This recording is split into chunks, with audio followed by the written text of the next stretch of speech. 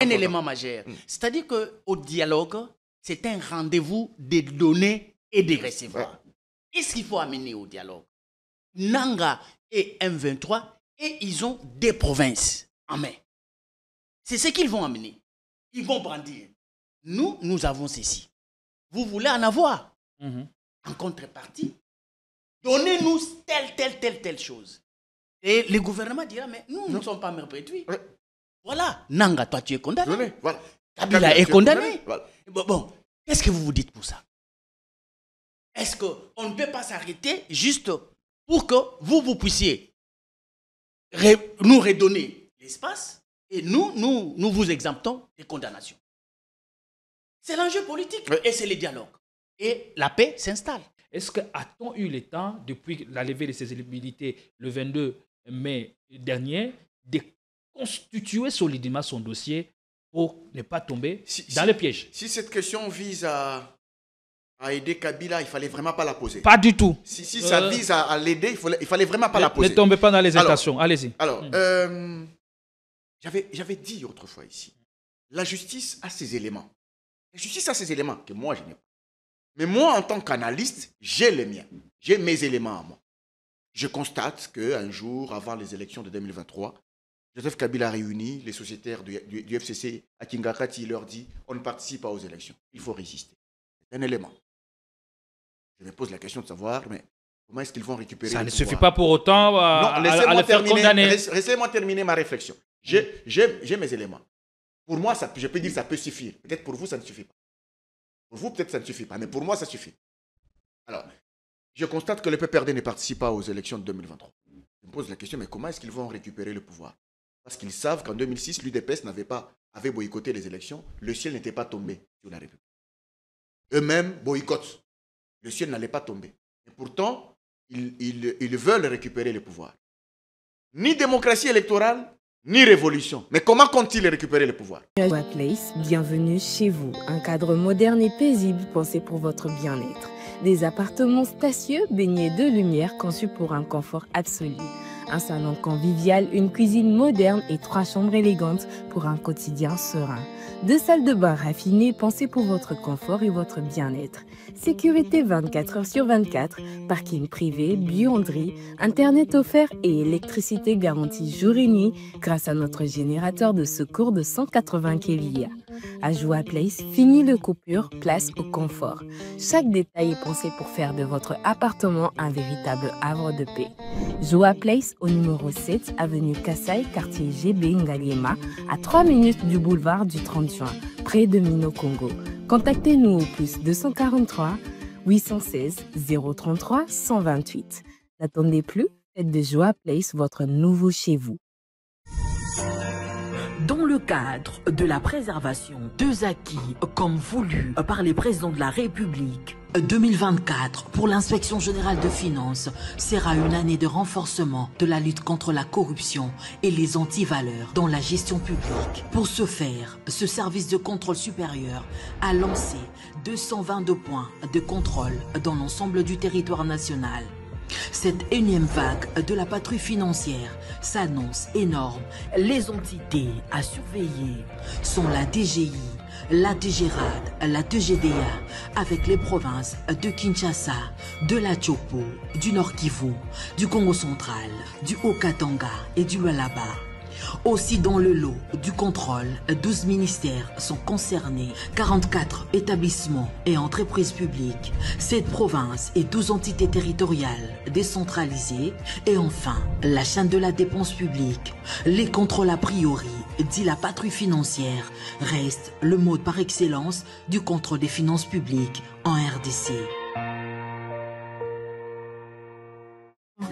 Totikala Setseko Ndenali Puta na wax de Maman Moseka Netoko Maka légende na 3.5 4.5 to 5.5 $, signature Yalibela et Tikali inoubliable avec le wax de Maman Moseka.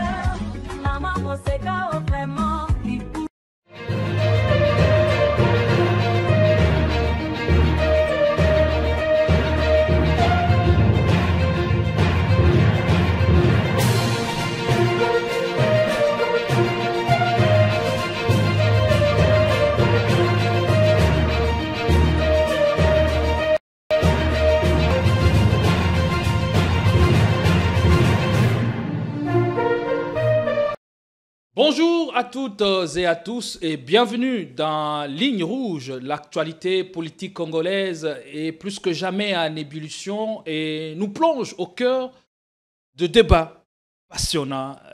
Une semaine après la signature de l'accord de principe à Doha, eh bien, une offensive semble clairement se dessiner contre l'ancien chef de l'État, Joseph Kabila, dont le procès s'ouvre aujourd'hui, vendredi 25 juillet 2025, à la haute cour militaire, poursuivi pour rébellion, pour trahison, apologie, viol et surtout participation à un mouvement insurrectionnel. On en parle dans une fraction de seconde. Cette dynamique est-elle le reflet d'un esprit de cohésion ou au contraire d'un esprit de profonde division? Et quelles pourraient en être les conséquences pour l'avenir politique du pays? Dans un tout autre registre, l'affaire Jacques Kaboula continue à défrayer la chronique après sa réapparition il y a 24 heures. Est-ce une véritable scène de comédie politique qui se joue sous nos yeux, ou les enjeux sont-ils plus sérieux qu'il n'y paraît? Merci de votre fidélité. Vous êtes sur Politicon, la force du détail, content de commencer ou d'atterrir en beauté. La semaine aura été longue, avec des émissions de qualité que vous avez appréciées. Et aujourd'hui, on aura encore un duo d'enfer ou du ciel. Allez, j'ai l'immense plaisir d'avoir ce matin les très pertinents Ambroise Mamba, analyste et chercheur en sciences politiques. La dernière fois, quand vous étiez ici, quelqu'un m'a dit il est pertinent. Et parfois, dans ses analyses, il choque et il est très piquant. Quel est votre secret? Bienvenue, bonjour. Merci, bonjour Gédéon. Merci beaucoup à tous ces amis, ce public, ce grand public qui nous suit dans Ligne Rouge. Alors, est-ce que je suis piquant? Je ne sais pas. Je ne sais pas si c'est un compliment ou c'est aussi une critique. Je l'accepte et je pense que je vais changer pour ne plus être piquant. Ah, c'est... ça là vous convient le mieux, en tout cas. Le débat est ouvert et un débat républicain sur votre chaîne. Et on m'a aussi posé une autre question. Est-ce qu'il fait-il attention ou a-t-il cédé à la tentation d'être pro pouvoir, pro tel? Que faites-vous pour rester neutre dans votre profession? Ça, c'est une question très importante. Je voudrais reconnaître quand même quelque chose.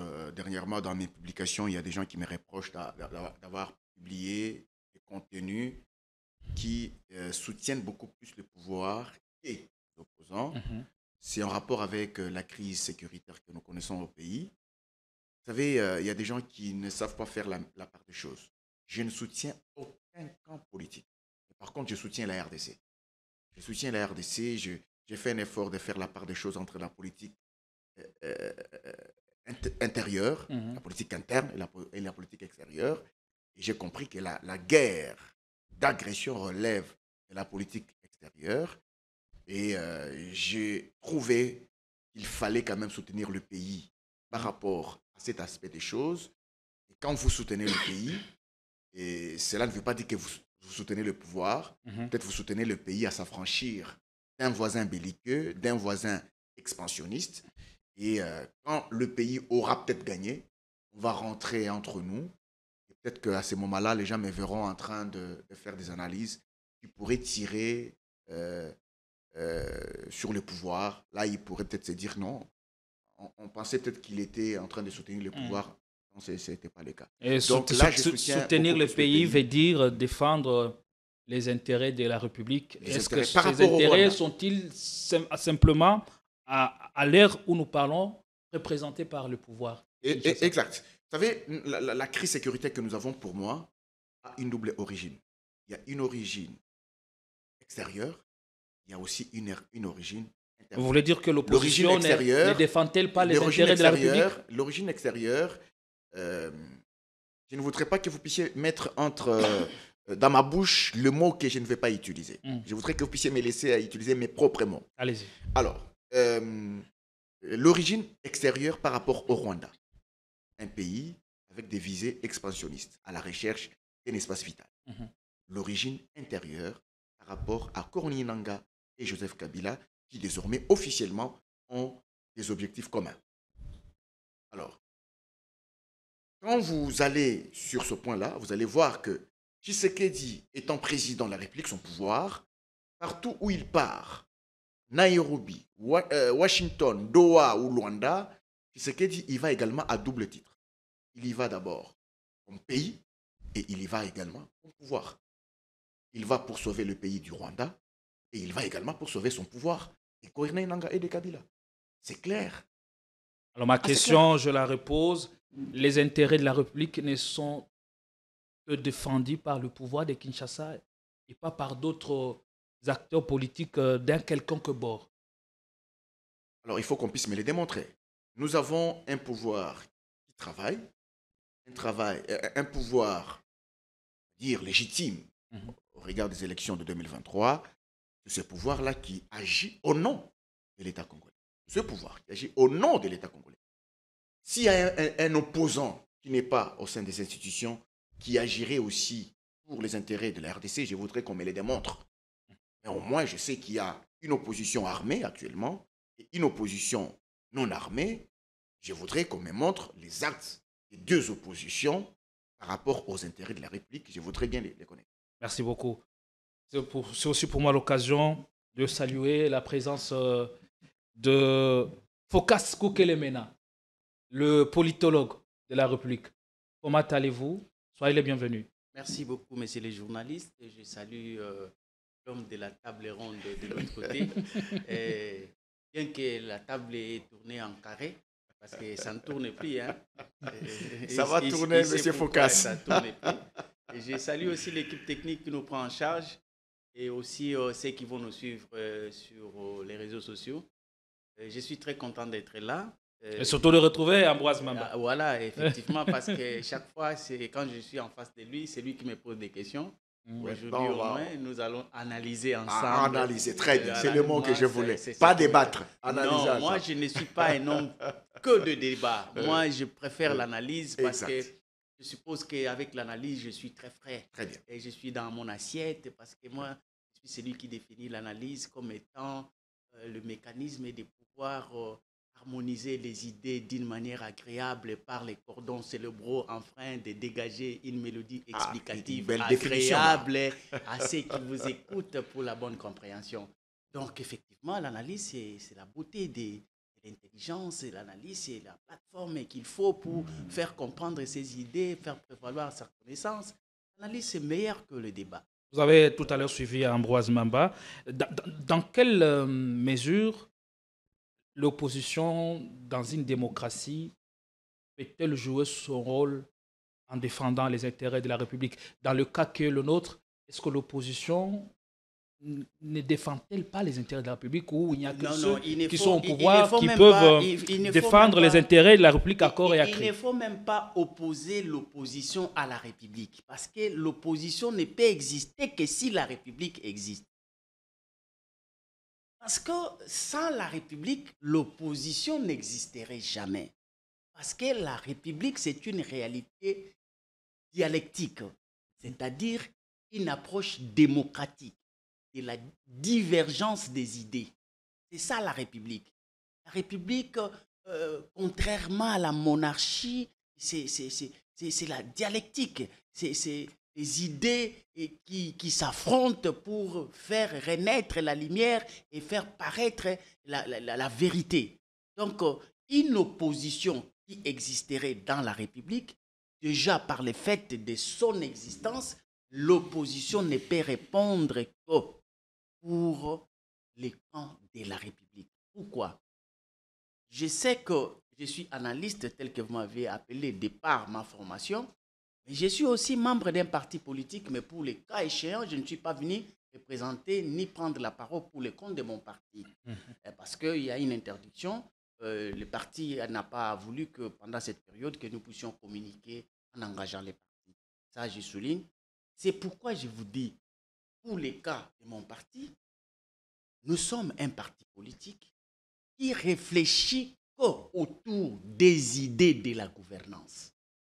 Pas des individus, mais plutôt les idées de la gouvernance. C'est-à-dire quoi? Nous constatons, nous regardons, nous voyons et nous prenons l'élan de pouvoir critiquer intelligemment l'action gouvernementale pour ceux qui ont les prérogatives de pouvoir gouverner pendant une période qu'on appelle mandat, parce qu'ils doivent gouverner pour l'intérêt de tous. Ceux qui sont au pouvoir doivent gouverner, doivent nécessairement gouverner pour toute la communauté. Donc la critique veut dire qu'on ne déjà, défend pas les intérêts de la République. Non, la critique ne signifie pas forcément tirer sur le pouvoir. La critique, c'est démontrer aussi les faiblesses de la gouvernance et donner des propositions, des ouvertures, des orientations pour que la République gagne. Et quand vous avez une opposition pareille, tel est le cas de mon parti, qui produit des tribunes, qui donne des analyses par ma propre personne, déjà vous le savez, sans compter les partis, j'ai déjà travaillé sur la socialisation politique, vous n'avez aucune idée, mais je n'ai jamais appartenu à un mouvement du pouvoir. J'ai toujours été dans l'opposition, mais j'ai toujours socialisé par mes écritures, par mes analyses, par mes critiques. Donc j'apporte de l'eau au moulin, mais sans être au pouvoir. Et là, je suis fier d'être opposant, mais dans une république. Voilà, donc dire que... Est-ce que l'approche qui est la vôtre, c'est la même pour d'autres acteurs politiques de l'opposition? Non, je n'irai pas dans les formats de pouvoir défendre toute l'opposition parce que je ne suis pas leur porte-parole, je ne suis pas dans leur vision, mais moi j'ai une vision, j'ai une idée, j'ai un combat et c'est ce que je fais. Pourquoi? Je considère que d'abord, la République, l'avantage c'est que ça n'appartient à personne, ni à ceux qui sont au pouvoir, ni à une famille, mais ça nous appartient tous. Ceux qui sont à l'opposition et ceux qui sont au pouvoir. Parce que les régimes passent et la République reste. Donc, pour moi, je suis aisé de continuer à travailler pour contribuer pour les comptes de la République, même si je suis à l'opposition. Et d'ailleurs, l'avantage d'un opposant qui contribue, c'est-à-dire qu'il facilite la tâche de son avènement au pouvoir. Ce qu'il aurait déjà donné à ceux qui gouvernent sera un matelas qu'il va trouver pour que lui soit en avance, pour que quand il arrive, il trouve déjà qu'il y a un ciment et moi je vais continuer l'édifice avec les moindres efforts. Donc pour moi, contribuer en tant qu'opposant, ça m'arrange. Mais détruire, c'est ce que je ne veux pas. Allez, pour ceux qui nous regardent, soyez rassurés que sur ce plateau aujourd'hui, on fera parler la science. Parce que lui, il est politologue, et l'un est politologue, l'autre est chercheur en sciences politiques. Il n'est pas encore arrivé à la cheville du politologue. Hein. Non, ça, il faut bien noter ça. On fera un débat loin d'un débat passionnant. On va dépassionner les débats pour éclairer la lanterne de ceux qui nous regardent. Je le disais à l'entrée qu'une offensive semble se dessiner clairement contre l'ancien président de la République, Joseph Kabila, comme on peut d'ailleurs le voir en image. Son procès s'ouvre ce vendredi 25 juillet 2025 à la haute cour militaire de Kinshasa. Joseph Kabila est notamment poursuivi pour participation à un mouvement insurrectionnel, crime contre la paix et la sécurité de l'humanité, homicide intentionnel par balle, trahison, apologie, viol, torture et déportation. Et on peut nous balancer l'extrait de rôle indiquant l'ouverture de son procès aujourd'hui à la haute cour militaire. Allez, on va ouvrir les débats. Ambroise Mamba, vous allez prendre la main. Il y a une semaine, on vient de signer l'accord de principe à Doha.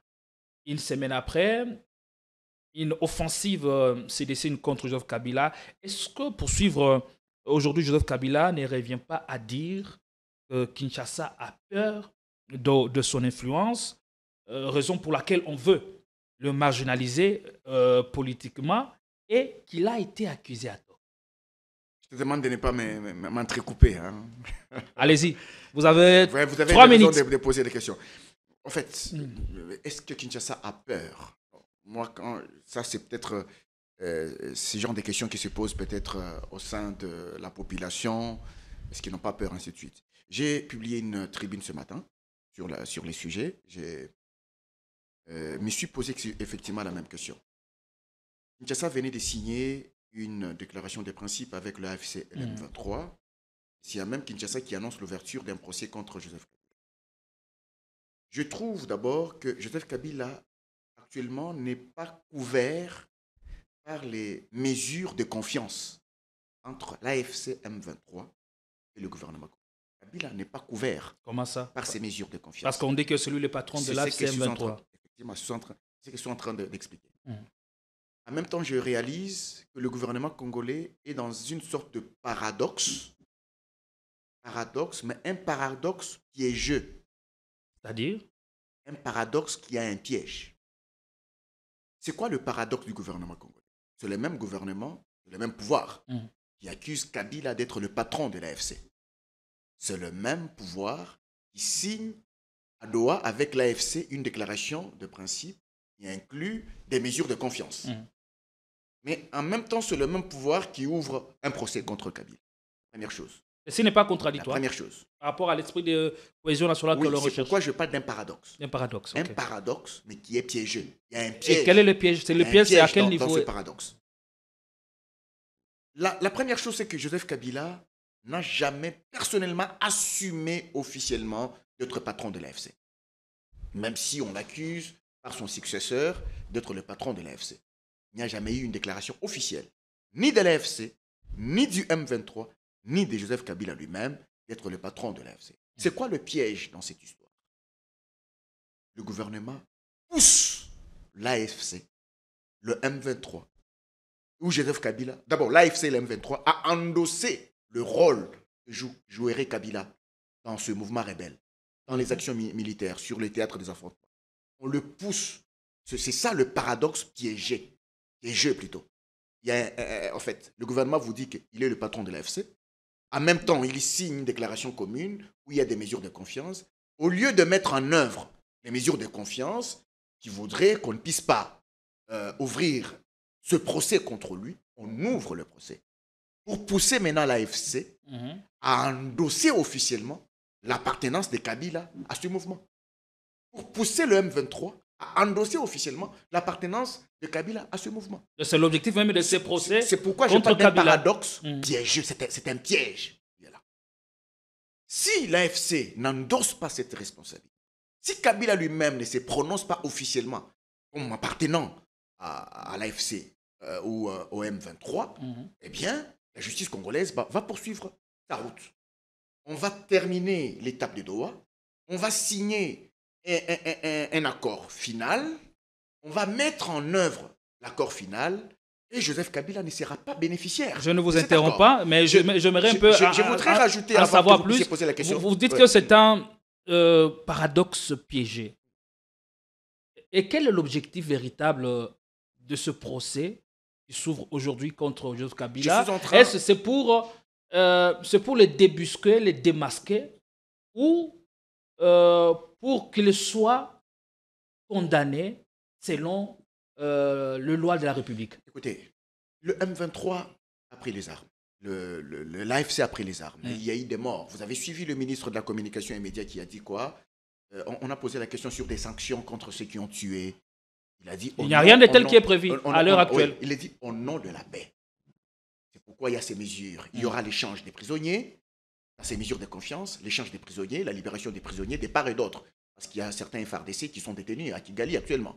Il y a également la restitution de biens de Corneille Nangaa. Il y a peut-être une amnistie qui pourrait être prise. Mais comment expliquer que Joseph Kabila soit poursuivi en justice? Alors, il y a Jacques Chabani qui a dit quelque chose. Je vous confirme que c'est un piège. Jacques Chabani dit ceci. Joseph Kabila, il sera couvert par l'accord final de Doha. Nous n'attendons rien de Joseph Kabila. Nous n'attendons rien de Joseph Kabila. Il sera couvert par l'accord final parce qu'il a ces gens là-bas qui vont l'intégrer dans l'accord. C'est ça le piège, justement. On ouvre le procès et puis on attend que là-bas vous puissiez l'endosser officiellement qu'il appartient à votre mouvement. Une déclaration qui n'est pas différente de ce que le gouvernement congolais dit depuis toujours. Oui, justement, parce que il y a effectivement cette responsabilité qu'il faudra établir par rapport à ceux qui ont ensanglanté la RDC. Il y a cette responsabilité qu'il faudra établir. Parce que Joseph Kabila pourrait s'étirer de cette affaire sans avoir été entaché. Il faut l'entacher officiellement. Il faut qu'il soit officiellement entaché. Il ne faudra pas que ça reste au niveau des accusations. Là, je ne suis pas du pouvoir. Et après, je n'ai pas participé à une stratégie. À quoi ça nous servira tout ceci? Non, écoutez, il ne faut pas poser cette question. L'entacher, ça nous servira à quoi par après? Oui, alors que il ne faudra pas poser cette question. Pour l'instant, reste la paix et la reconquête ou la récupération des territoires perdus. Écoute, Gédéron. Le M23 va établir une liste de gens qui sont impliqués dans cette guerre, qui seront amnistiés, qui vont bénéficier, c'est pas moi, de ces mesures de confiance et tout de suite. Qu'en est-il de Joseph Kabila qui n'a pas dit officiellement qu'il appartenait à ce mouvement? Qu'en est-il de lui? Alors, il faut maintenant une stratégie, je m'imagine que c'est la stratégie qui a été mise en place pour pousser et Joseph Kabila à prendre position officiellement, ou l'AFC et le M23. Rappelez-vous qu'autrefois, la ministre d'État aux Affaires étrangères avait dit que le nom de Joseph Kabila n'était cité ni à Doha, ni à Washington. Il n'est bénéficiaire de rien. Il n'est bénéficiaire de rien. Parce que l'accord sera signé, et lui, qu'est-ce qu'il va devenir? Il a consulté à Goma, ça c'est officiel. Il a consulté à Bukavu, ça c'est officiel.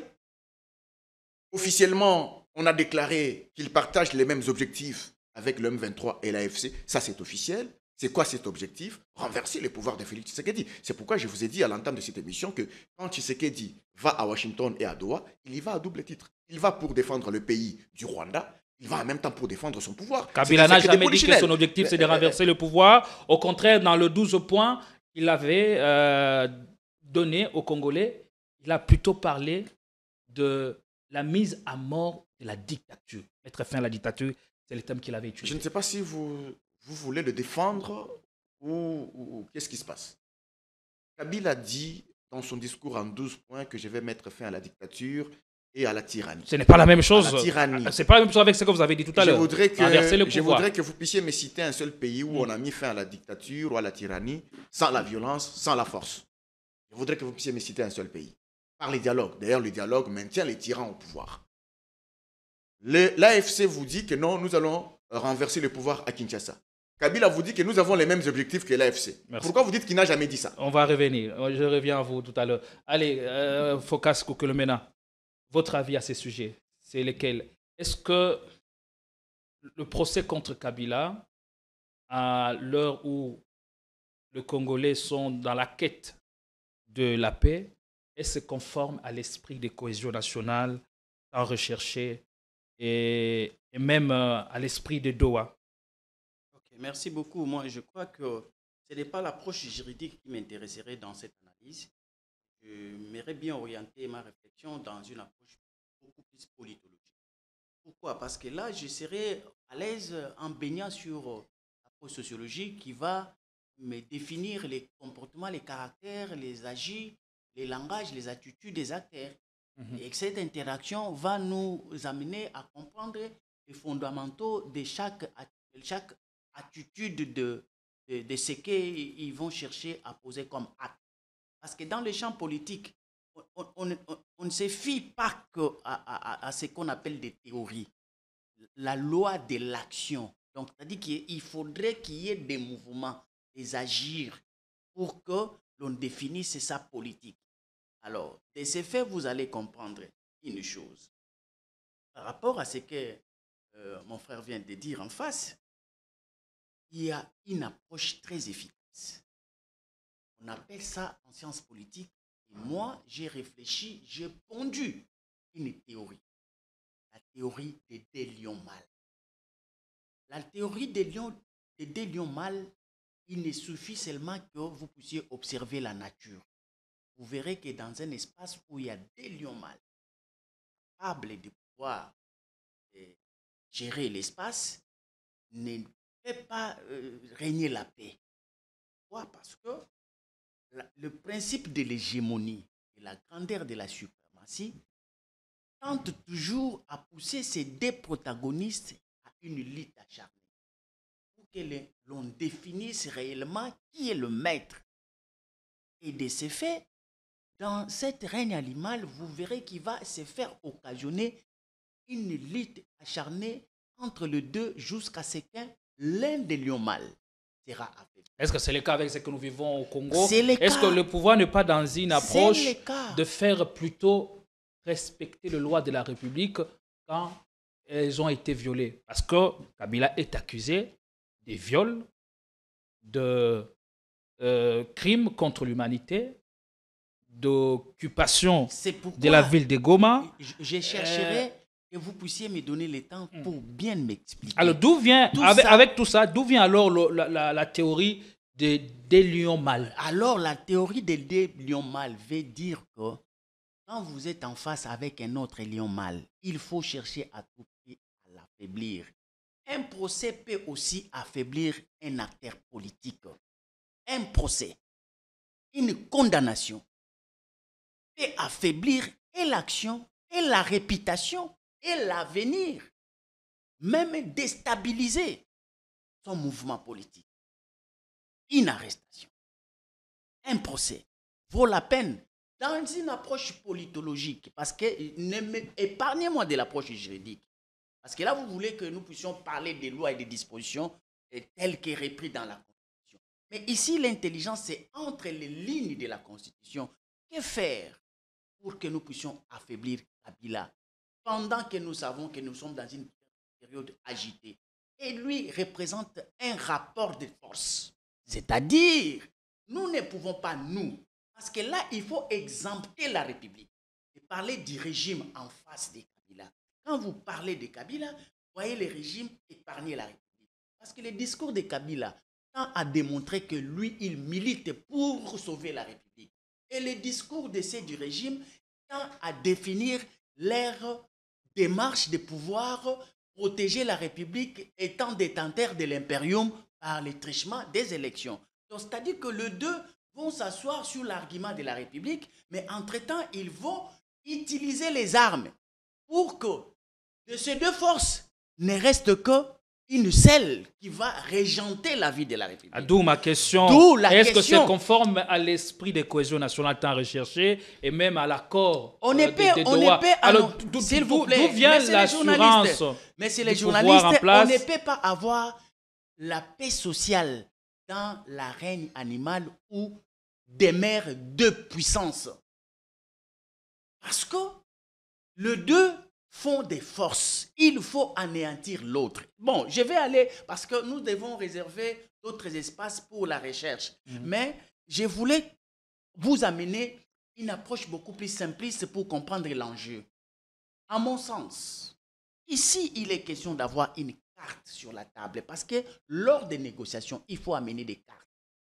Il faut amener des cartes pour des raisons de concession. C'est qu'il faut donner en échange.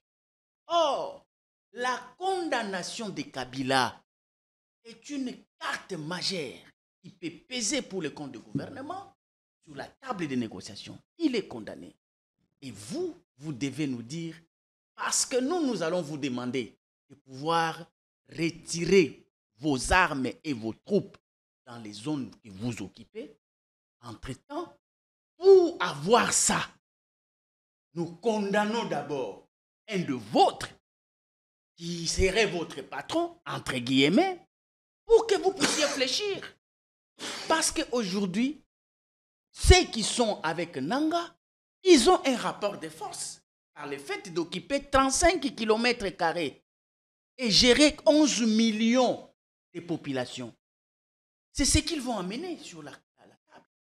Et c'est consistant. Mais entre-temps, le gouvernement amène quoi? Ils peuvent amener cette condamnation. Vous dites, bon, voilà, nous amenons ça. Que dites-vous? Ambroise a parlé d'un paradoxe piégé. Mais est-ce qu'on ne risque pas de s'y prendre? Non, c'est-à-dire que tout se passe au niveau du dialogue. L'enjeu, c'est au niveau du dialogue. On ne peut pas tomber dans notre propre piège? Parce qu'il faut concéder. Par exemple, et on est en train de les amener à concéder sur leurs avantages qu'ils ont en échange avec cette condamnation que le régime aura sur la table. Pour dire que non, bon, effectivement, nous ne voulons pas que ça soit ainsi. Alors, vous devez réaliser qu'il est avec nous, il est important. Ils ne vont pas s'arrêter seulement à Kabila. Ils vont aller chercher à plaider pour les Pio Louara, pour les Franck Diongo, tout ce monde-là qui est en exil, qui était en difficulté avec les régimes. Ils vont chercher à s'accrocher, à se greffer du côté de l'opposition armée pour, en fait, bénéficier, si ce n'est pas de l'amnistie, alors bénéficier de tout ce qui est comme profit politique qui serait sur la table de négociation. Donc ce n'est pas un jeu du hasard. Ça n'entre même pas en contradiction avec les dialogues, mais plutôt c'est un élément majeur qui va définir les attitudes des acteurs de l'opposition armée en étant dans une position de faiblesse. Parce qu'il y a Nanga qui est condamné ici, il y a Kabila qui serait condamné encore. Donc ce sont des cartes à amener sur la table pour faire pousser. Et quelles sont les garanties du pouvoir ou dont dispose le pouvoir en présentant cette carte pour faire fléchir l'autre camp ou pour espérer avoir la paix tant recherchée et même la cohésion nationale? Si elle est en téléchargement, c'est à combien de pourcentage? Non, les problèmes, vous devez d'abord définir les choses. Ceux qui sont au pouvoir, ils sont dans une situation de se retrouver dans une posture où ils ont manqué les rendez-vous de leur propre perspective. C'est-à-dire qu'ils avaient le moyen de faire fléchir Kabila, Nanga et consorts par les armes. C'était l'air, parce que la puissance publique, c'est le gouvernement. Mais faute de cette réalité, ils se retrouvent en face de personnes qui ont posé un rapport de force et qui aujourd'hui gèrent des provinces. Alors, de ces faits, qu'est-ce qu'il faut faire? Parce que sur l'approche... Vous n'avez pas encore toujours répondu à ma question. Les garanties sont lesquelles? Ou que je passe la parole à Ambroise en 30 secondes. J'ai dit les garanties. Ce qu'une condamnation vaut une garantie pour ceux qui vont aller sur la table de négociation avec le 1-23. Ils auront une carte qui est cette condamnation. Et parce que c'est un de leurs, un acteur majeur qui serait condamné, ils auront tendance à concéder, à fléchir par rapport à tout ce qu'ils ont comme demande de la part du gouvernement. Le gouvernement va dire, bon, nous vous demandons de pouvoir libérer les terres occupées et ils vont leur dire, libérez-nous aussi des condamnations de, par exemple, Pio Louara, de Kabila, de Nanga, ainsi et consorts. C'est-à-dire que ce sont des garanties qu'ils amènent, ce sont des éléments qui vont jouer les rôles au niveau de la table. Mais ici, il faut nécessairement le savoir. Moi, je suis par principe contre toute paix qui serait l'émanation d'une négociation. La paix négociée est toujours fragile pour un État. La paix doit être régentée par une armée dissuasive et une armée forte, capable d'être ce que l'on appelle le Léviathan. Donc, quand vous êtes un État qui pense que la paix, vous pouvez en avoir d'une manière de pouvoir organiser des tables rondes, ainsi de suite, c'est un État faible, par essence. Alors, il faut toujours penser que quand on est un État, il faut mettre hors état de nuire quiconque par la puissance de feu et non par les négociations sur la table. Ambroise Mamba, ça diminue. Ce schéma pour Kinshasa n'est-il pas un pari risqué? Quelles en sont les garanties que nous avons? Alors, je vais peut-être expliquer, je vais répondre à la même question, mais avec mes mots, en soutenant ce que Focas vient de dire. En fait, quand nous allons à Doha, comme je viens de dire, que le régime Tshisekedi, il va à double titre. Il défend en même temps le pays et il défend en même temps son pouvoir. Je parle d'abord du pays. On négocie avec le M23 et l'AFC. On considère que le M23 et l'AFC, c'est un proxy rwandais. Cette coalition-là est un proxy rwandais. Il faut éviter toute revendication qui nourrirait les intérêts du Rwanda. Il faut éviter ça. C'est pourquoi je dis qu'on va là-bas pour sauver la République et pour sauver en même temps le pouvoir. Et quand vous regardez la déclaration des principes, quelle est la revendication du M23-FC qui nourrirait, il faut empêcher qu'il y ait une revendication qui nourrirait les intérêts du Rwanda. Là, on sauve la République d'un proxy rwandais. On en arrive maintenant à la question du pouvoir. Vous savez qu'il y a un problème de dialogue. On parle du dialogue. Est-ce que le dialogue devrait être... quelle est l'influence qui devrait être posée sur les dialogues? Ce serait une influence extérieure ou une influence intérieure? C'est ça toute la question. Maintenant, le pouvoir, il va avec des cartes. On casse par des cartes. Il y va avec des cartes pour équilibrer ou inverser les rapports de force. C'est pour inverser les rapports de force. Il y a les rapports de force par rapport à l'occupation de deux provinces. On a signé une déclaration de principe qui a posé les fondamentaux de l'accord final qui va venir. Il y a déjà les fondamentaux. Et quand nous lisons d'abord la déclaration finale, nous l'analysons, on comprend qu'effectivement, c'est en faveur beaucoup plus de la RDC que du Rwanda. Là, je parle du Rwanda et non pas de l'AFC M23. Par rapport au Rwanda, c'est déjà bon dans la déclaration finale. Maintenant, on va aller au niveau de l'accord final. C'est là qu'il y aura beaucoup de détails liés au pouvoir en interne. Maintenant, dans les détails là, qu'est-ce qui va être dit? Si le pouvoir de Kinshasa n'a aucune carte qui inverserait les rapports de force, il va le payer. Il faut que le pouvoir de Kinshasa puisse avoir une carte. Voilà. Pour que dans le rapport de force, quand on va dire, dans l'accord final, on va intégrer tel aspect de choses, le pouvoir de Kinshasa va brandir la carte.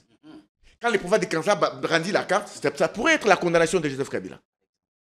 Quand on va lui dire, mais vous avez toujours accusé Joseph Kabila d'être le patron de l'AFC. Il est avec nous. Il va dire, non, il n'a jamais assumé ça. Officiellement, vous-même, vous n'avez jamais assumé ça. Son nom n'a jamais été cité officiellement, ni à Doha, ni au Qatar. Vous avez toujours rejeté notre accusation. Est-ce que ça ne serait pas un chemin risqué? C'est pourquoi notre justice l'a condamné. Quelles en sont les garanties? Alors qu'est-ce qu'on peut faire? C'est là ma question. Alors, je ne comprends pas très bien le concept garantie, en fait. Je ne comprends pas très bien le concept garantie. Parce que l'objectif, pour l'instant, reste la paix.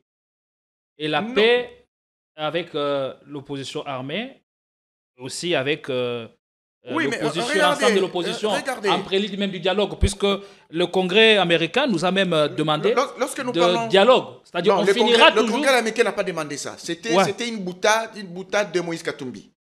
Le Congrès américain n'a pas demandé ça.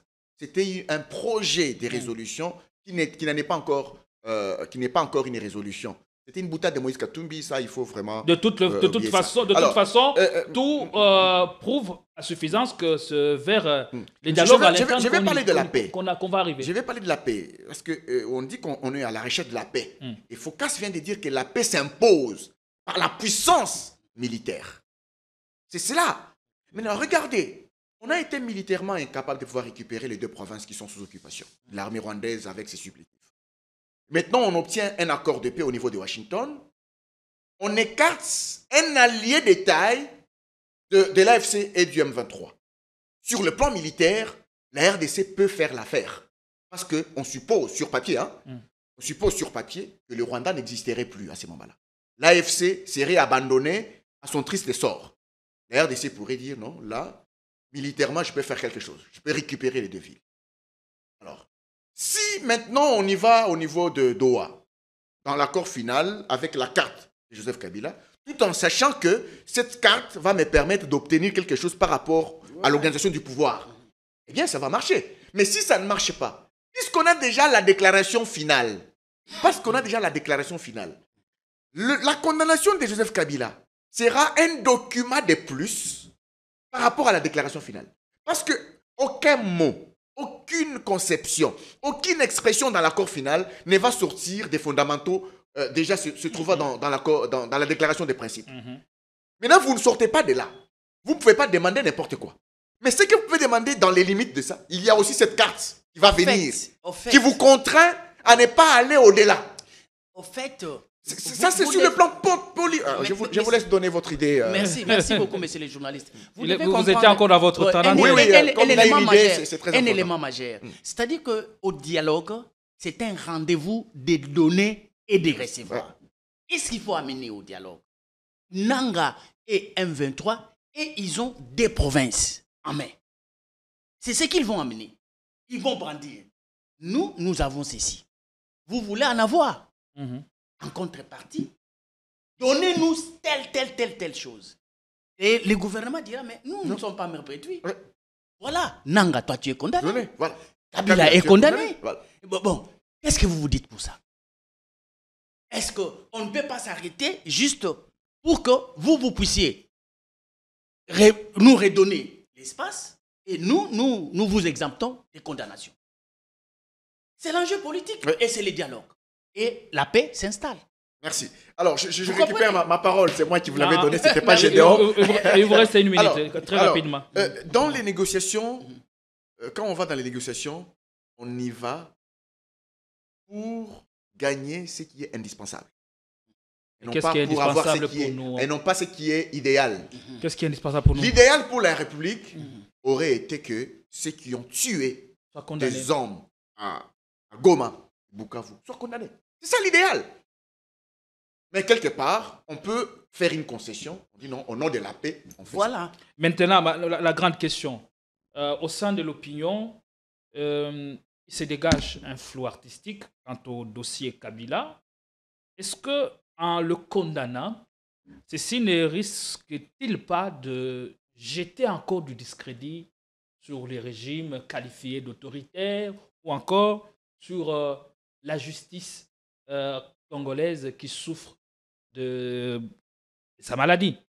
Parce qu'au regard de ce dont il est accusé, on parle de viol, déportation, torture et participation à un mouvement insurrectionnel. Est-ce qu'a-t-on eu le temps, depuis la levée de ses éligibilités le 22 mai dernier, de constituer solidement son dossier pour ne pas tomber dans le piège? Si cette question vise à aider Kabila, il ne fallait vraiment pas la poser. Pas du tout. Si ça vise à l'aider, il ne fallait vraiment pas la poser. Ne tombez pas dans les hésitations. Allez-y. Alors, j'avais dit autrefois ici, la justice a ses éléments. La justice a ses éléments que moi, je n'ai pas. Mais moi, en tant qu'analyste, j'ai les miens. J'ai mes éléments à moi. Je constate qu'un jour, avant les élections de 2023, Joseph Kabila a réuni les sociétaires du FCC à Kingakati. Il leur dit, on ne participe pas aux élections. Il faut résister. C'est un élément. Je me pose la question de savoir, mais comment est-ce qu'ils vont récupérer le pouvoir? Ça ne suffit pas pour autant à le faire condamner. Laissez-moi terminer ma réflexion. J'ai mes éléments. Pour moi, je peux dire que ça peut suffire. Peut-être pour vous, ça ne suffit pas. Pour vous, peut-être ça ne suffit pas. Mais pour moi, ça suffit. Alors, je constate que le PPRD ne participe pas aux élections de 2023. Je me pose la question, mais comment est-ce qu'ils vont récupérer le pouvoir? Parce qu'ils savent qu'en 2006, l'UDPS avait boycotté les élections. Le ciel n'était pas tombé sur la République. Eux-mêmes boycottent. Le ciel n'allait pas tomber. Et pourtant, ils veulent récupérer le pouvoir. Ni démocratie électorale, ni révolution. Mais comment comptent-ils récupérer le pouvoir? Pas de démocratie électorale pour eux, pas de révolution pour eux. Et quelques jours après, on apprend qu'il y a des jeunes du PPRD qui ont rallié le mouvement rebelle. On commence à dire que non, Joseph Kabila est le patron de l'AFC. On dit non, vous trompez, monsieur le président, vous trompez. Et puis Joseph Kabila sort, il part, il arrive à Goma. J'avais démontré ici, Gédéon, une zone conquise par qu'il a occupé à Goma. Et lui arrive au Rwanda. Vous a poussé à vous interroger. Il arrive plutôt à Goma. Il est protégé par l'armée rwandaise. Il dit ne pas être avec le Rwanda, mais c'est l'armée rwandaise qui le protège. Non, alors, moi j'ai mes éléments. Vous n'allez pas me dire que non. Ce sont des éléments qui sont là. Ce sont des éléments qui sont là. Il consulte qui? Il consulte qui? Les forces vives. Pour leur demander quoi? J'attends aussi le temps de la parole. Au parole. regard des éléments... La justice a ses éléments. Qu'il vient de nous donner ici, au regard de ce que la justice retient contre Kabila pour l'instant, est-ce que c'est un dossier solide qui pourra passer et au sein de l'opinion, aux yeux du monde, dire que voilà, c'est une justice qui a été faite? où le droit a été dit. Mon cher journaliste, souffrez que ce que nous dégageons comme analyse soit considéré comme pas une vérité absolue, mais des étincelles des idées claires pour que vous puissiez sortir dans votre philosophie et considérer que la justice ne serait pas un instrument entre les mains de ces régimes. Il faut sortir de cela. Il faut nous prouver le contraire. Non, ça il ne suffit pas seulement de le dire, c'est facile de le dire. Mais les institutions, la justice c'est une institution et c'est un instrument pour le pouvoir. Et quand le pouvoir est en difficulté, il doit nécessairement utiliser les éléments du pouvoir pour reconquérir son pouvoir, notamment la justice. Qu'en est-il alors de la séparation du pouvoir? Mais la séparation du pouvoir, c'est quand vous êtes dans l'intégration, on sépare les pouvoirs pour la gestion. Mais quand vous êtes dans une période de lutte contre un autre camp qui veut renverser votre pouvoir, vous n'allez pas appliquer la notion de séparation du pouvoir. Il faut sortir de cette façon de voir. Je ne fais que poser des ici, questions. Vous devez comprendre. Ne m'attribuez pas des clichés. Non, c'est-à-dire que nous sommes en train de planter les décors de l'analyse. Quand on dit que Maître Kabila dit il faudrait que l'on puisse mettre fin à la dictature et à la tyrannie, il le dit comme étant justice ou bien il le dit comme étant révolutionnaire? C'est la question. Bon, dites-moi, quel est le mécanisme, quel est le modus operandi peut-on appliquer dans un champ politique pour renverser un dictateur ou un tyran? Est-ce que, quand il disait ceci, il est dans une approche électorale? Est-ce que c'est lui qui organise les élections pour faire tomber les dictatures? Est-ce que c'est lui qui va donner la propagande pour que la masse puisse voter contre Félix? Est-ce que c'est cette approche-là dont il parle dans la communication? C'est pourquoi je vous dis, c'est une menace pour les régimes. Et le régime doit se préparer. Il faudrait que tu te fixes une idée nette que nous sommes dans une configuration de la lutte et non de l'intégration. Parce que le champ politique a deux facettes. Il y a la façade de la lutte et il y a la façade de l'intégration. On appelle ça face A et face B. Pendant la période de la lutte, avec Kabila, avec les Nanga, sachez-le que le régime est en face d'un autre rapport de force qu'il faut à tout prix renverser. Et là, il faut utiliser les instruments qu'on a. Donc la justice apparaît ici un instrument entre les mains du pouvoir. Et il va nécessairement utiliser ça pour faire mal. De la même manière, et ils ont utilisé les armes, sachant que le pouvoir n'a pas une armée organisée, nous allons avancer et nous allons prendre Kinshasa. Et c'est un jeu de la lutte. Alors, personne ne peut se faire cadeau. Alors, c'est pourquoi je vous ai parlé de la théorie des deux lions mâles sur un espace vital. Il faudrait défaire le système de l'autre, l'affaiblir, et par conséquent, ou bien il meurt, ou bien il fuit loin, dans des montagnes lointaines, et le lion mâle qui va rester. Est-ce que ce schéma ne serait-il pas risqué? Mais pourquoi risquer? Parce que c'est ça les champs politiques, c'est ça la réalité de la vie politique. Quand il y a lutte, il faut utiliser tout ce qui est disponible pour renverser la tendance. Et tout est permis pendant la période de la lutte. Le coup bas, ça existe. Ce qui vous fait dire ça, c'est aussi le timing. Ah oui. En 30 secondes, on va finir sur ces dossiers. Oui, non, vous savez, une fois, Emmanuel Ramazani Shadari avait dit nous allons nous donner des super kits politiques. Voilà. Shadari, nous allons nous donner des super kits politiques. Je n'ai pas fini avec mon temps, s'il vous plaît. Et d'ailleurs, vous le savez, quand on pose la question au président actuel, qu'est-ce qu'il regrette dans son parcours depuis qu'il est président? Il dit c'est la séparation entre lui et Kabila. Et Kabila, dans ses communications, il dit quoi? Il dit qu'il y a eu un problème, historiquement, vers 2021. Qu'est-ce qu'il y a eu? Il y a eu une vibration au sein du Parlement qui a démystifié son camp politique au profit du camp de... C'est ça la lutte. Est-ce que les deux aujourd'hui sont-ils inconciliables? Mais non, c'est pourquoi il faut maintenant un processus. Donc, il faut avoir maintenant des cartes pour arriver à pouvoir concéder tout un chacun pour revenir à la paix. Alors, je ça, réponds C'est ça, avant en de fait, terminer l'enjeu. ce sujet. Oui. Je voudrais parler du dialogue. On va parler du dialogue. Ok. En 30 secondes, dialogue, il y a l'opposition Non armée. qui exerce une pression sur le pouvoir. C'est parce qu'elle se sent déjà hors schéma de Justement. Doha et Washington. Et l'ouverture du procès Kabila, c'est aujourd'hui. Qu'est-ce qui pourrait bien se passer pour le premier jour? En une minute, rapidement, on va passer à Bon, autre chose. Joseph Kabila n'est pas au pays. Je ne sais pas s'il a envoyé des avocats là-bas. Le ministère public va lui trouver certainement des avocats et il sera jugé, peut-être condamné par défaut. Alors, c'est ce qui va se passer. Mais non, bon. En fait, moi, je voulais parler un tout petit peu Ce du sera dialogue. expéditif? Il me semble. Ça sera expéditif. Parce que nous parlons de la carte. La carte. Nous sommes en train, il faut amener la carte vite Mhm. au niveau des Doha, De Doha. par rapport à l'accord final. C'est dans, Ça sera expéditif. c'est dans 2 semaines. Justement, Mm. ça sera expéditif. Voilà. Donc, alors, par rapport à l'opposition non armée, vous avez vu que ce qui se passe à Doha, c'est entre le gouvernement congolais et l'AFC M23. Maintenant, l'opposition non armée souhaite également qu'il y ait un dialogue inclusif et chapeauté par la CENCO. Il me semble que le président de la République n'a pas refusé le dialogue.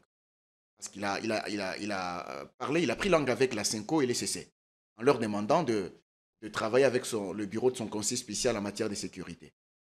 L'opposition armée et non armée veulent également le dialogue. Maintenant, le problème, c'est que toutes les deux parties cherchent l'influence sur le dialogue. C'est ça la question la plus importante. L'influence. Quelle est l'influence? Quelle est la force qui va influencer le dialogue? Les autres veulent un dialogue internationalisé. Et le dialogue Kabila sera pris en compte par Doha ou par les dialogues. Oui, justement. C'est pourquoi les autres veulent l'opposition non armée, qui est dans une alliance tacite avec l'opposition armée, veut un dialogue internationalisé. Alors que Tshisekedi, lui, a initié quelque chose de local, de national. Un dialogue intercongolais. Alors, ils disent, par exemple, non, si le dialogue est initié par le président de la République, nous risquons d'avoir des miettes. Les concessions ne seront pas d'une grande hauteur. C'est pourquoi ils souhaitent que ça soit internationalisé. Et ils souhaitent faire pression sur l'AFC et l'M23. Il y ait une passe décisive que l'AFC et l'M23 va donner et à l'opposition non armée, en même temps à la CENCO et CC, pour que Doha, en tant que facilitateur, puisse donner une injonction sur le pouvoir de Kinshasa pour qu'on organise un dialogue. À ce moment-là, ça pourrait sortir, et lui-même Kabila, même en cas de condamnation, ça pourrait le sortir de cette mauvaise passe de la justice congolaise, et ça pourrait aider également à d'autres opposants politiques de pouvoir se donner la place au soleil. Ce sont des choses qui existent, mais il faut... le pouvoir a raison également de se comporter comme ça. Joseph Kabila, lors de son règne, s'est comporté, il a utilisé les mêmes moyens pour museler l'opposition. On a l'impression qu'on peut bien sortir de ces pétrins et tomber dans un autre, parce que les déclarations du fils, l'impénitent fils de Museveni, choquent plus d'une conscience humaine. Et à ça, le pouvoir n'a jamais réagi. Quand il critique les options du gouvernement congolais, eh bien, il nous prend pour qui? Pourquoi on ne réagit pas? Ou considérer, ipso facto, l'Ouganda comme un de potentiels ennemis de la République. Merci beaucoup. Et un mot aussi sur les dialogues, vous allez finir. Ok, je vais finir par là, mais je profite de cette occasion pour signaler aux Congolais qui sont en train de nous suivre massivement. Je suis les vôtres. J'essaie de donner des écritures à chaque fois pour que je puisse faire ce qu'on appelle la socialisation. Éduquer d'une manière, informer, préparer la communauté, les gouvernants, les gouvernés, à savoir ce que c'est la gestion de la République. Je viens de pondre une réflexion que j'ai intitulée « Constatation ». Allez sur YouTube, tapez « Constatation » Focas Boukelemena. Vous allez voir, servez-vous aussi de cette écriture que j'ai déjà mis en place sur YouTube, la théorie du complot. la géostratégie de la nature, qui veut aller loin. Tout ça, ce sont des écritures. Livre sonore, ça vous prend tout simplement 5 minutes au maximum par chanson, mais vous serez énormément édifié. Vous continuez à chanter. Voilà, je continue à écrire. Parce écrire. que je n'aime pas donner ça à la Chanter, connotation de la voilà, chanson, ça c'est beaucoup plus mais plutôt, péjoratif. Voilà, donc moi je ne considère pas que c'est péjoratif. Mais tout simplement, je ne vais pas être dans le lot des chanteurs, mais plutôt d'analyste, d'un penseur lyrique. Allez. Alors, de ce fait, allez sur YouTube. Écrivez Phocas ou Kélémena sur YouTube. On a bien compris. Vous aurez vraiment un bon répertoire qui peut vous aider à comprendre ce que nous disons parfois avec peu de temps. Dialogue sur les plateaux. internationalisé que clament les opposants. Entre-temps, il y a le fils impénitent de Museveni qui attaque le Congolais et qui critique les options d'un gouvernement démocratiquement établi. Il y a des chants. Et pour lui, le dialogue, la solution viendra des organisations régionales ou sous-régionales. Il y a des On est où? Il y a des champs de réflexion. Quand c'est une analyse, c'est une attaque de l'extérieur, c'est la diplomatie ou bien la guerre qui peut régler ces problèmes. Mais dans les deux cas, sur le plan de la guerre, il faut avoir une armée capable de renverser l'autre qui est en face, qui vous attaque. Si vous n'êtes pas à mesure, vous prenez l'option de la diplomatie qui consiste à chercher des voies et moyens à contourner l'idée de la menace. Pour gérer ça, entre-temps, vous êtes en train de vous préparer parce qu'il n'y a que la puissance du feu qui peut faire respecter un État. Ça, il faut le souligner.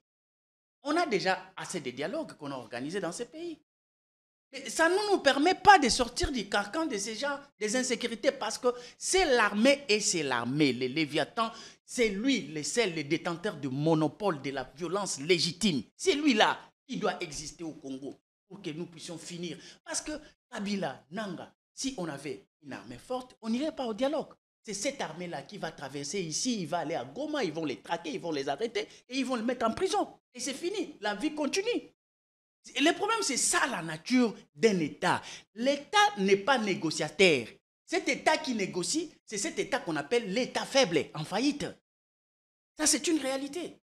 On parle du dialogue. Sur quel format? Dialogue internationalisé, dialogue intercongolais, chapeauté par les tandems SSC5 ou dialogue sous des auspices des organisations régionales, comme le dit le fils de Museveni. Ils sont sur une table, certainement, ils doivent prendre des résolutions. Maintenant, c'est une question d'avoir des garanties de la mise en œuvre de ces résolutions-là. C'est pourquoi alors on choisit. Quelle est la meilleure option? Faut-il être sous les auspices de l'interne ou bien de l'externe? Parce que, sachant le comportement des acteurs, les uns disent, le régime ici, on ne fait pas confiance. On peut prendre des résolutions, mais après, ça sera lettre morte, ils vont aller outre. Dans ces cas-là, qu'est-ce qu'il faut faire? Mais déjà, on serait déjà avancé. Nous serions déjà de ceux qui ont libéré les territoires occupés. Nous serions déjà démobilisés, ainsi de suite. Mais l'approche maintenant des résolutions nous serait défavorable. Alors, il nous faut des garanties. Alors, ils trouvent que non. À l'interne, nous n'aurons pas un rapport de force consistant. Nous n'aurons pas vraiment un soutien. Connaissant aussi la faiblesse de la mobilisation de l'opposition à l'interne. Ils recourent maintenant aux instances sous-régionales ou régionales pour faire pression maintenant au régime. Et si, au cas où vous avez des résolutions, il faut nécessairement les appliquer. Pour maintenant qu'il y ait des garanties pour ceux qui craignent le régime en termes de confiance. C'est un jeu normal. Il ne faut pas considérer qu'il y a un camp qui aime trop la République et il y a un camp qui n'aime pas trop la République. C'est une question du pouvoir. Ma question, parce qu'il faut faire la différence entre la détention du pouvoir et l'existence de la République. Ceux qui détiennent le pouvoir aujourd'hui, ils ne demeureront pas là où ils sont. À un moment donné, ils vont se retrouver aussi à l'opposition. Mais la République continue à être pour eux, même s'ils sont au pouvoir, même quand ils seront encore en opposition, la République nous appartiendrait toujours, nous tous. Donc, la notion de la lutte a une approche. C'est là où tout est permis. C'est là, partout ailleurs, même si vous allez en Australie, même si vous allez dans la savane, là où il y a les animaux, la lutte, c'est une approche belliqueuse. Il faut nécessairement un rapport de force pour renverser l'autre, pour l'affaiblir. Parce que vous ne pouvez pas lui donner la possibilité de vous renverser. Jamais, en aucun cas, on peut se livrer auprès d'un adversaire. On cherche toujours quelle est l'arme fatale pour les renverser. En défaut de cela, on met ce que l'on appelle les dialogues. C'est-à-dire que je n'ai pas gagné par la force. Bon, on concède. Bon, moi aussi non plus, je n'ai pas gagné. Bon, qu'est-ce qu'on fait? Bon, mettons à côté tout ce que nous avons comme gain politique et regardons en face ce que nous pouvons faire pour aller de l'avant. Et c'est ça les dialogues. Voilà. Nous allons chuter. On est arrivé à la fin. Je vais accorder une minute pour, à la fin de l'émission déjà pour le mot de la fin. Déjà, voilà. Je ne sais pas si on aura même le temps de prendre le dernier sujet de Kiaboula, mais ça, c'est dont on parle. Je n'ai même pas répondu à la question du fils Museveni. Oui, je vous pose la question. La question est la suivante. Vous êtes censé ignorer que l'Ouganda fait partie des pays qui nous agressent et qui écument les richesses à foison dont dispose la RDC dans l'est du pays. Et quand le fils Museveni dit que la solution de la paix dans la région des Grands Lacs ne viendra pas de Washington ou de Doha, ça veut dire qu'il y a des pays, dont l'Ouganda, qui ne sont pas prêts à s'engager à la construction de la paix. Est-ce que ceci n'est pas un message? En 2004, lorsque j'étudiais mon cours de relations internationales, mon professeur nous avait donné un principe, le RI, qui disait que les relations entre les pays sont soit pacifiques ou belliqueuses. Quand elles sont belliqueuses, les nations les plus faibles s'inclinent devant les nations les plus puissantes. Emmanuel Macron dernièrement a dit quoi? Dans ce monde, pour être libre, que faut-il? Il faut être puissant, il faut être fort. Quand vous n'êtes pas fort, vous vous agenouillez. Il peut y avoir une déclaration d'un voisin qui vous fait mal. Oui, ça choque votre orgueil. Mais vous faites quoi? Vous faites quoi? Si Mais vous vous n'êtes n'avez pas rien à faire. Si vous n'avez pas Ça choque votre orgueil. Vous pouvez dire, mais nos dirigeants, qu'est-ce qu'ils pensent? Ainsi de suite. La population, et vous, qu'est-ce que vous pensez? Ainsi de suite. Comme si vous marchez sur la route, il y a un homme puissant qui vous provoque. Vous allez faire quoi? Alors la paix ne sera qu'un mirage pour la RDC. Ce qui veut dire tout simplement que nous devons travailler sur la puissance militaire. Nous devons travailler sur la puissance militaire. Malheureusement, il y a des théories qui s'enseignent à l'université sur la géopolitique et la géostratégie qui font que ce côté-là, on puisse se regarder. Mais malheureusement, notre armée a été désarticulée pendant plusieurs années. Nous sommes en train de chercher à nous remettre. Ça n'arrive toujours pas. C'est pendant que nous cherchons à nous remettre que nous avons ce genre de problèmes. C'est pourquoi je dis que ce qui se passe aujourd'hui au pays avec Washington et Doha, c'est pour nous affranchir d'un pays belliqueux, un pays qui a réussi pour combien de temps à infiltrer. Non, ça va pas prendre le temps que ça va prendre. Ça va prendre le temps nous affranchir de ce pays belliqueux pendant combien de temps? Parce qu'on a l'impression qu'ils garderont leur visée expansionniste sur le Congo. Oui, les visées expansionnistes existeront toujours. Rappelez-vous, je vous ai dit ici que Paul Kagame était en Ouganda lorsque Habyarimana est mort en 1994. Paul Kagame était en Ouganda et il prend le pouvoir en 1994 et en 1997, il a déjà renversé Mobutu. 3 ans seulement après. Pourtant, dans 3 ans, il devait d'abord être concentré sur les affaires rwandaises, sur les affaires du Rwanda, internes. Mais comment il a fait pour que déjà en 1997, 3 ans après, il vienne soutenir l'AFDEL pour renverser Mobutu? C'est que déjà en Ouganda, il pensait sur les questions d'État, sans être au pouvoir. Qu'est-ce qu'il faut faire? C'est ça la géopolitique. Je vais gérer un espace qui s'appelle Rwanda. Quelles sont les richesses qui se trouvent dans cet espace? Quelles sont les richesses de mon voisin? Qu'est-ce que je peux faire avec mes voisins? Il pensait déjà par rapport à ça. Et il a réussi à trouver un client qui lui a permis d'infiltrer l'armée congolaise. Et nous avons été désarticulés. Voilà. Et dossier Kiaboula, j'étais par là. Et Kiaboula, bon... C'est une comédie politique. Ça s'apparente un peu à ça. Ça s'apparente un peu à la comédie politique. Pourquoi? Parce que Kiaboula était censé ne pas être à Lubumbashi. Mais il réapparaît. On apprend qu'il était à l'hôpital. Il s'est fait opérer à l'hôpital, ainsi de suite. Et ainsi de suite. Mais ce qui m'inquiète, c'est le silence des autorités sur cette question. on devrait quand même nous donner la vraie version de cette affaire. Si on a donné l'intérim à son adjoint, et lui était censé venir à Kinshasa répondre aux questions pour lesquelles on l'avait rappelé à Kinshasa, et qui n'est pas venu à Kinshasa, et qu'il réapparaît avec un triomphalisme, comme on l'a vécu là à travers les images, et que Kinshasa ne dise rien, je me dis, nous sommes où? Qu'est-ce qu'on retient par rapport à ça? Est-ce que Kaboula voulait partir et qu'il a réalisé qu'on a signé l'accord de Doha, la déclaration des principes de Doha? Est-ce qu'il voulait aller à Goma ou Bukavu, mais il comprend que bientôt il y aura la restauration de l'autorité de l'État sur l'ensemble du territoire national et qu'il revient maintenant? Il a fait un mea culpa auprès de sa hiérarchie. Je m'imagine effectivement, il ne pouvait pas faire quand même cette réapparition publique. Et les services étaient à ses trousses, c'est-à-dire on ne connaissait rien du tout de sa situation, on ne savait même pas les localiser. C'est ce que ça veut dire. Et même Jacques Chaban sur TV5 Monde, il a dit, on cherche pour le moment à les localiser. Pourquoi ce silence persistant de Kinshasa? Oui, mais c'est ça que je me pose comme question. Pourquoi il y a ce silence? J'ose croire qu'il a fait peut-être un mea culpa pour faire cette réapparition publique. Parce qu'il C'était négocié au départ. Il ne peut pas quand même aussi défier le pouvoir de cette manière-là, sans un mea culpa quand même, disons-nous la vérité. Vous n'avez pas fait un mea culpa, vous venez vous défier le pouvoir. Qu'est-ce que vous dites? Il n'a pas du tout défié, on l'a vu d'ailleurs. Si Félix Tshisekedi en chemise, pagne, avec l'effigie du chef de l'État. Si le pouvoir de Félix a combattu le Rwanda, mettre en difficulté Joseph Kabila, l'AFC, c'est seulement Kaboula qu'on ferait rien. Donc, je pense qu'il y aurait eu, au préalable, un mea culpa qui a arrangé les choses pour qu'il fasse cette réapparition publique. Avec votre œil d'analyse, qu'est-ce qui se serait bien passé dans les dossiers Kaboula qui réapparaît, qui sort de sa cachette après, les folles rumeurs qui ont circulé sur ce dossier, certaines l'annonçant déjà en Afrique du Sud? La politique, c'est aussi un jeu.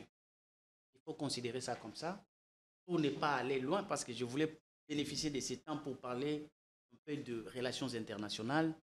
Si vous voulez faire en une minute, ça serait mieux. En une minute. Je voulais dire ceci. Vous savez, dans les relations internationales, il n'y a pas d'état d'âme. J'ai toujours exhorté quiconque veut parler des relations entre États, qu'il soit exempté de la dimension émotionnelle. L'amour, l'affection, et la bonté, ça n'existe pas à ce niveau-là. Pourquoi? Les États sont des êtres humains. Ils existent par le fait de leurs efforts à rechercher la survie.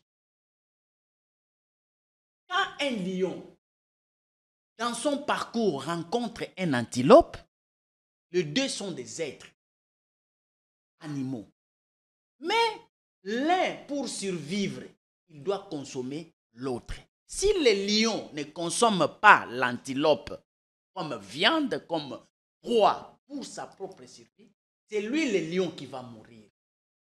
Et l'antilope, lui, comme il est herbivore, il doit se contenter à brouter l'herbe. Qu'est-ce que ça veut dire? S'il considère que l'herbe, c'est la création de la nature, je ne peux pas toucher à l'herbe parce que ça doit grandir et parce que l'antilope va mourir. Donc, c'est-à-dire que la survie d'un État dépend de l'existence de l'autre État à côté.